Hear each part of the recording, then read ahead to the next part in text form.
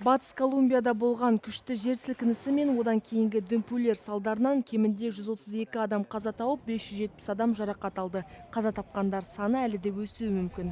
Каука мен Ресальдада зардап шеккендер саны ең көп болды. Онда тиісінше кемінде 60 және 15 адам қаза тапты. Чокода тағы шамамен 13 адам көз жұмды. Жер сілкінісінің ошағы Чоконың оңтүстік шығысындағы Сан-Хосе-дель-Пальмар маңында болды. Колумбияның жаңадан қызметіне кіріскен президенті төтенше жағдай жариялап, үйінділер астындағы адамдарды іздеуді жалғастырып жатыр. He dado una orden perentoria como jefe de Estado y jefe de gobierno. Lo primero es el rescate de las personas que se encuentran bajo los escombros.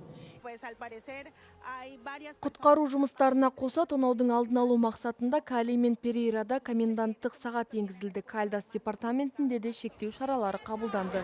Жер сілкінісі салдарынан электр жарығы өшіп, ұялы байланыс үзілді. Батыс Колумбиядағы 6 әуежайда жұмыстарын тоқтатты. Жер сілкінісінің дүмпуі Эквадор мен Панамада да сезілді.